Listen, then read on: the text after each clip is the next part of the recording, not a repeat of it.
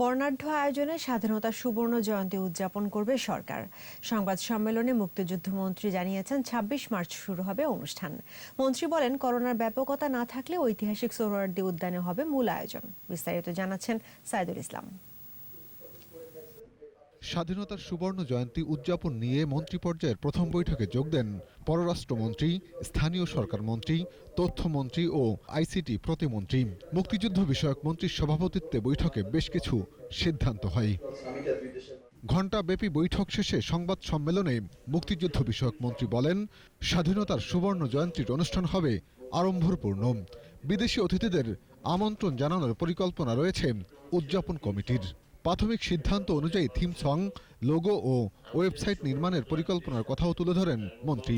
তিনি জানান, চূড়ান্ত না হলেও উদ্বোধনী অনুষ্ঠানে সভাপতিত্ব করবেন প্রধানমন্ত্রী শেখ হাসিনা। ফেব্রুয়ারি মাসের মধ্যে যদি বিশ্বের পরিস্থিতিটা বা আমাদের দেশের করোনা অবস্থাটা একটু পরিবর্তন আসে, আমাদের প্রত্যাশা করছি, তাহলেই এক জায়গায় হবে। আর যদি ছোট আকারে হয় তাহলে আমরা প্যারেড স্কোয়ারে করবো। আর একটু বড় আকারে যদি করার মতো পরিবেশ থাকে তাহলে আমরা সোহরাওয়ার্দী উদ্যানে করবো। বছরব্যাপী অনুষ্ঠানে পরবর্তী প্রজন্মকে মুক্তিযুদ্ধের চেতনায় উদ্বুদ্ধ করতে নানা আয়োজন থাকবে বলেও জানান মুক্তিযুদ্ধ মন্ত্রী। গ্রামে, হাটে, বাজারে সেগুলো প্রচার করতে পারি, মানুষ যেন সেগুলো দেখতে পারে, শর্ট ফিল্মগুলো।